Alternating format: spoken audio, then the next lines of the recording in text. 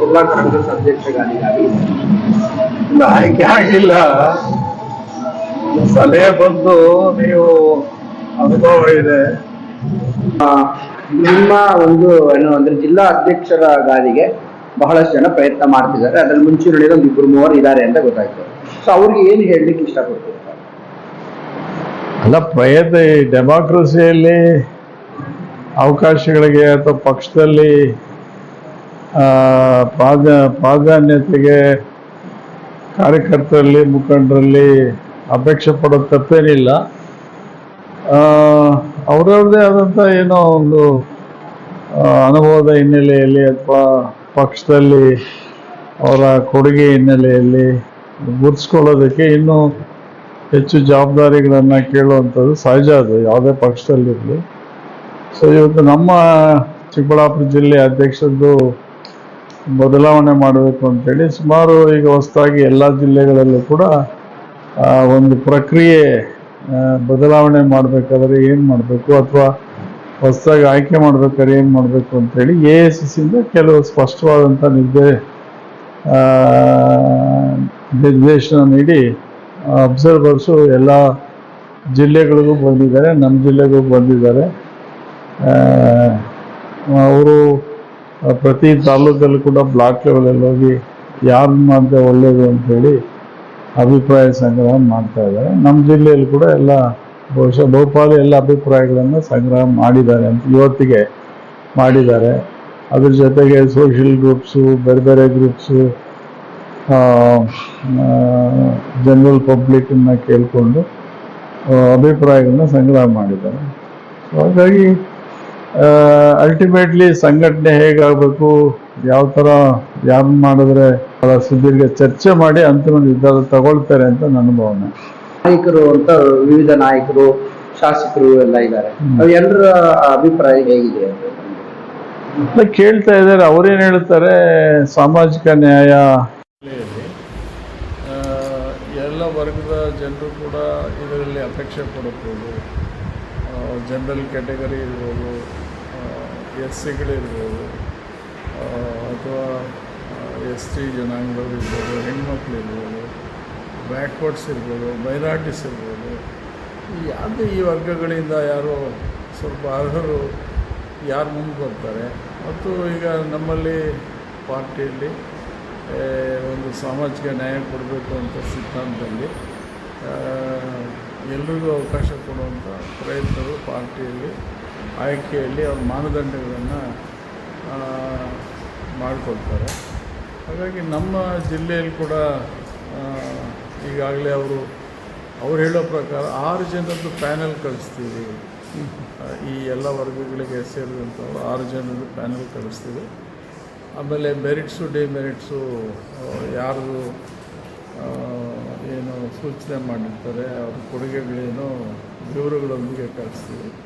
Ultimately ಪಕ್ಷದ ನಮ್ಮ ರಾಜ್ಯದ ಪಕ್ಷದ ವರಿಷ್ಠರು, ಮುಖ್ಯಮಂತ್ರಿಗಳು ಅಥವಾ AICC ಮಟ್ಟದಲ್ಲಿ ಎಲ್ಲ ಸೇರಿಕೊಂಡು ಯಾವ ಥರ ಆಯ್ಕೆ ಮಾಡ್ತಾರೆ ಅನ್ನೋದನ್ನೆಲ್ಲ ಅವರು.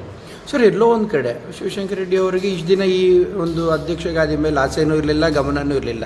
ಇದ್ದಕ್ಕಿದ್ದಾಗೆ ಈ ಕಡೆ ಗಮನ ಬರೋಕ್ಕೆ ಕಾರಣ ಆದರು. ಅಲ್ಲ, ನನಗೇನು ಅಪೇಕ್ಷೆ ಇರಲಿಲ್ಲ. ನಿನ್ನೆ ಕೆಲವರೆಲ್ಲ ಇವತ್ತು ಜಿಲ್ಲೆಯಲ್ಲಿ ಒಂದು ರೀತಿ ಗುಂಪುಗಾರಿಕೆ ಜಾಸ್ತಿ ಆಗಿದೆ. ಪಕ್ಷದ ಕಾರ್ಯಕರ್ತರಲ್ಲಿ ಒಂದು ರೀತಿ ಕೆಲವು ತಾಲೂಕುಗಳಲ್ಲಿ ಗೊಂದಲಗಳಿದ್ದಾವೆ. ಬಹುಶಃ ಅದನ್ನು ಸಮರ್ಥವಾಗಿ ನಿಭಾಯಿಸೋದಕ್ಕೆ ಅನುಭವ ಇರುವಂಥವರು, ಸ್ವಲ್ಪ ಸಮಾಧಾನ ಹೇಳಿ ಮಾಡುವಂಥವ್ರು ಅಗತ್ಯ ಇದೆ ಅಂಥೇಳಿ ನನಗೆ ಕೆಲವರು ಶಾಸಕರು, ಮಾಜಿ ಶಾಸಕರು, ಮುಂಚೂಣಿ ಮುಖಂಡರು ಸಲಹೆ ಮಾಡಿದ್ರು. ಸೊ ಅದಕ್ಕೆ ಆಯ್ತಪ್ಪ, ಈಗ ಪಕ್ಷ ಆ ಥರ ಅವಕಾಶ ಕೊಟ್ಟರೆ ಆಗ್ಬೋದು ಅಂತೇಳಿ ನಾನು ಕೂಡ ನಿನ್ನೆ ಅವರ ಒಂದು ಅಭಿಲಾಷದ ಮೇರೆಗೆ ನಾನು ಅವ್ರ ಹತ್ರ ಮಾತಾಡಿದೆ. ಸೊ ಅದೆಲ್ಲ ಏನು ವರದಿ ಈಗ ಇದುವರೆಗೂ ಶೇಖರಣೆ ಮಾಡಿದ್ರೆ ಅದೆಲ್ಲ ತೊಗೊಂಡೋಗಿ ಹೈಕಮಾಂಡ್ ಚರ್ಚೆ ಮಾಡ್ತಾರೆ. ಅಲ್ಟಿಮೇಟ್ಲಿ ಹೈಕಮಾಂಡ್ ಅವ್ರು ಏನು ಮಾಡ್ತಾರೆ. ಸೊ ಈ ವಿಚಾರವಾಗಿ ರಾಜ್ಯ ಮಟ್ಟದ ಉನ್ನತ ಮಟ್ಟದ ನಿಮ್ಮ ನಾಯಕರು ಅವ್ರ ಜೊತೆಲಿ ಏನಾದರೂ ಸಂಪರ್ಕ ಆಗಿದೆಯಾ ಅಥವಾ ಅವರೇನಾದರೂ ತಮ್ಮನ್ನು ಸಂಪರ್ಕ ಮಾಡಿದ್ದಾರಾ? ಅಲ್ಲ, ಈ ಮಟ್ಟದಲ್ಲಿ ಈಗ ಅದೆಲ್ಲ ಕೆಲವು ವಿಚಾರ ಹೇಳೋಕ್ಕೆ ಬರೋದಿಲ್ಲ. ಇದೆಲ್ಲ ಆದಮೇಲೆ ಏನು ಅಂಥೇಳಿ ಯಾವ ಥರ ಚರ್ಚೆ ಮಾಡ್ತಾರೆ ನೋಡಬೇಕು. ಕೆಲವು ವಿಚಾರ ನಾನಿಲ್ಲಿ ಈಗ ಹೇಳೋಕ್ಕೆ ಬರೋದಿಲ್ಲ, ಏಕೆಂದರೆ ಕೆಲವು ವಿಚಾರ ಹೇಳೋಕ್ಕೆ ಬರೋದಿಲ್ಲ. ಒಟ್ಟಾರೆ ಉತ್ತಮವಾಗಿ ಯಾರು ನಿಭಾಯಿಸ್ತಾರೆ ಅವ್ರಿಗೆ ಆಗಬೇಕು ಅನ್ನೋ ಅಪೇಕ್ಷೆ. ಸೊ ತಮ್ಮ ಅಭಿಪ್ರಾಯದ ಪ್ರಕಾರ ತಾವು ಅಧ್ಯಕ್ಷರು ಆಗ್ತೀರಾ ಈ ಬಾರಿ ಅನ್ನೋ ಒಂದು ಕಾನ್ಫಿಡೆನ್ಸ್ ಇಲ್ಲ, ಇದೆ? ನನಗೇನು ಕಾನ್ಫಿಡೆನ್ಸ್ಗಿಂತ ಹೆಚ್ಚಾಗಿ ಪಕ್ಷಕ್ಕೆ ಬಿಟ್ಟಿದ್ದೆ. ಪಕ್ಷ ಆಯ್ತಪ್ಪ ಜವಾಬ್ದಾರಿ ತಗೋ, ನಾವೆಲ್ಲ ಒಂದು ನಿರ್ಧಾರಕ್ಕೆ ಬಂದಿದ್ದೀವಿ ಅಂಥೇಳಿ ಜಿಲ್ಲಾ ಮುಖಂಡರ ಜೊತೆ ಪ್ರತಿಯೊಂದು ತಾಲೂಕಲ್ಲಿ ಕೂಡ ಮುಖಂಡರು, ಮುಂಚೂಣಿ ಮುಖಂಡರು, MLAs, ex-MLAs, ex-MP ಗಳು, ಈ ಥರ ಯಾರ್ಯಾರಿದ್ದಾರೆ ಅದ್ರ ಜೊತೆಗೆ ನಾಯಕರಿದ್ದಾರೆ, ಅಭಿಪ್ರಾಯ ಸಂಗ್ರಹ ಮಾಡಿ ಆಯಿತು ನಿಮ್ಗೆ ಅವಕಾಶ ಮಾಡ್ತಾಯಿದ್ದೀವಿ ಅಥವಾ ನಿಮ್ಗೆ ಜವಾಬ್ದಾರಿ ಕೊಡ್ತಾಯಿದ್ದೀವಿ, ನೀವು ನಿಭಾಯಿಸ್ಬೇಕು ಅಂತ ಹೇಳಿದ್ರೆ ನಾನು ಪಾಲನೆ ಮಾಡ್ತೀನಿ. ಓಕೆ ಸರ್, ಈ ಹಿಂದೆ ತಾವು ಏನು ಶಾಸಕರಾಗಿ ಸಚಿವರಾಗಿ ಎಲ್ಲ ಇದ್ದಾಗ ಕೂಡ ಚಿಕ್ಕಬಳ್ಳಾಪುರ ಜಿಲ್ಲಾ ಮಟ್ಟದಲ್ಲಿ ತೆಗೆದುಕೊಂಡಾಗ ಜಿಲ್ಲೆನಲ್ಲಿರ್ತಕ್ಕಂಥ ನಾಯಕರೆಲ್ಲ ನೀವು ಸೇರಿಕೊಂಡು ಯಾರೋ ಒಬ್ಬರನ್ನ ಅಧ್ಯಕ್ಷರು ಮಾಡ್ತಾ ಇದ್ರಿ. ಈ ಸಾರಿ ಇದ್ದಕ್ಕಿದ್ದಾಗೆ ಹೈಕಮಾಂಡು ಮತ್ತು ಅವ್ರ ಬಗ್ಗೆ ವೀಕ್ಷಣೆ, ಪರಿವೀಕ್ಷಣೆಗಳು, ಚರ್ಚೆಗಳು, ವಿಮರ್ಶೆಗಳು ಎಲ್ಲ ಇದೆ. ಇದಕ್ಕೆ ಈ ಸಲ ಅವರು ರಾಹುಲ್ ಗಾಂಧಿ ಅವ್ರದ್ದು ಏನಿದೆ ಅಂದರೆ, ಇದು ತಳಮಟ್ಟದಿಂದ ಅಭಿಪ್ರಾಯ ಸಂಗ್ರಹ ಆಗಬೇಕು.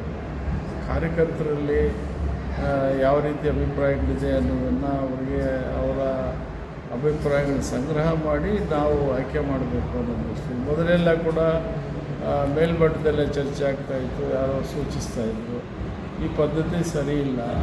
ಗ್ರಾಸ್ ರೂಟ್ ಲೆವೆಲಲ್ಲಿರತಕ್ಕಂಥ ಕಾರ್ಯಕರ್ತರ ಅಭಿಪ್ರಾಯನೂ ಮುಖ್ಯ ಅನ್ನೋ ರೀತಿಯಲ್ಲಿ ಹೊಸದಾಗಿ ಈಗ ಅವರೇನೆ ಇದೊಂದು ತರಬೇತಿಯನ್ನು ಕೊಟ್ಟು ಕಳಿಸಿದ್ದಾರೆ ಅಬ್ಸರ್ವರ್ಸ್. ಕಾಂಗ್ರೆಸ್ ಪಕ್ಷದಲ್ಲಿ ಇತ್ತೀಚೆಗೆ ಬಹಳಷ್ಟು ಗುಂಪುಗಳಾಗ್ತಾ ಇದೆ, ಇದ್ರ ಬಗ್ಗೆ ತಮ್ಮ ಅಭಿಪ್ರಾಯ? ಇಲ್ಲಿ ಜಿಲ್ಲೆಯಲ್ಲಿ ಜಿಲ್ಲಾ ಮಟ್ಟದಲ್ಲಿ, ತಾಲೂಕುಗಳಲ್ಲಾಗ್ಬೋದು, ಜಿಲ್ಲಾ ಮಟ್ಟದಲ್ಲಾಗ್ಬೋದು, ಎಲ್ಲ ರಾಜಕೀಯ ಪಕ್ಷದಲ್ಲೂ ಗುಂಪುಗಳಿದ್ದೇ ಇರ್ತದೆ, ವಿರೋಧ ಪರ ಇದ್ದೇ ಇರ್ತದೆ. ಯಾವ ಪಾರ್ಟಿಯಲ್ಲಿಲ್ಲ.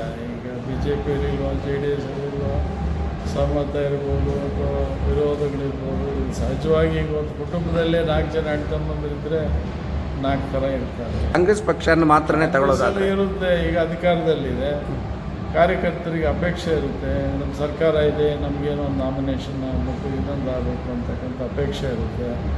ಎಲ್ರಿಗೂ ಕೊಡೋಕ್ಕಾಗಲ್ಲ. ಸೊ ಹಾಗಾಗಿ ಅಸಮಾಧಾನ ಆಗ್ಬೋದು.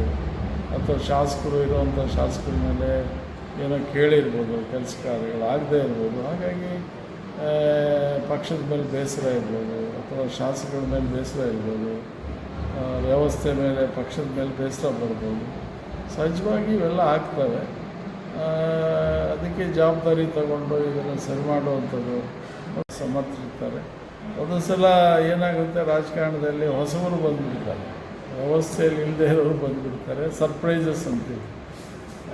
ಆ ಥರ ಆಗಿ ಕೂಡ ಕೆಲವರು ಗೊಂದಲ ಆಗೋದು ಅಥವಾ ಅವರು ತಿಳ್ಕೊಳ್ಳೋದಕ್ಕೆ ಪ್ರಯತ್ನ ಮಾಡದೇ ಇರೋದು ಸ್ವಲ್ಪ ಅಂಥ ಪ್ರಕರಣಗಳಲ್ಲಿ ಸ್ವಲ್ಪ ಬೇಸರ ಆಗ್ತದೆ. ಅಂಥವೆಲ್ಲ ಸರಿ ಮಾಡ್ಕೋಬೇಕು.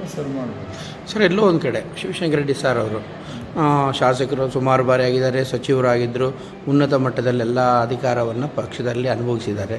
ಯಾಕೆ ಈಗ ಅಧ್ಯಕ್ಷರ ಗಾದಿಗೆ ಬರ್ತಾ ಇದ್ದಾರೆ ಅನ್ನೋ ಮಾತು ಬರ್ತದೆ. ನಾನೇನು ಕೇಳ್ತಾ ಇಲ್ಲ. ಈಗ ನಿಮ್ಮ ಪಕ್ಷದಲ್ಲಿ ಕೆಲಸ ಮಾಡೋದು ಮುಖ್ಯ. ಕೆಲಸ ನಮ್ಮ DK ಶಿವಕುಮಾರ್ ಹೇಳ್ತಾ ಇದ್ದಾರೆ, ನಾವೆಲ್ಲ ಕಸ ಗುಡಿಸಿದ್ದೀವಿ, ಪೋಸ್ಟರ್ ಅಂಟಿಸಿ ಬಂದಿರೋದು. ಸಂದರ್ಭದ ಕಸನ ಗುಡಿಸ್ಬೇಕು, ಪೋಸ್ಟರ್ ಅಂಟಿಸ್ಬೇಕು ಅಂತ ಹೇಳ್ತಾರೆ. ಹಾಗೆ ಇದರಲ್ಲಿ ಪಕ್ಷದ ಹಿತದೃಷ್ಟಿಯಿಂದ ಸ್ಥಾನದ ಪ್ರಶ್ನೆ ಬರೋದಿಲ್ಲ, ಜವಾಬ್ದಾರಿ ಪ್ರಶ್ನೆ. ಓಕೆ ಸರ್, ಗೌರಿಬಿದನೂರು ತಮ್ಮ ಅವಧಿಗೂ ಈ ಇತ್ತೀಚಿನ ದಿನಗಳಿಗೂ ಅಭಿವೃದ್ಧಿ ಬಗ್ಗೆ ತಾವೇನು ಹೇಳ್ತೀರಿ?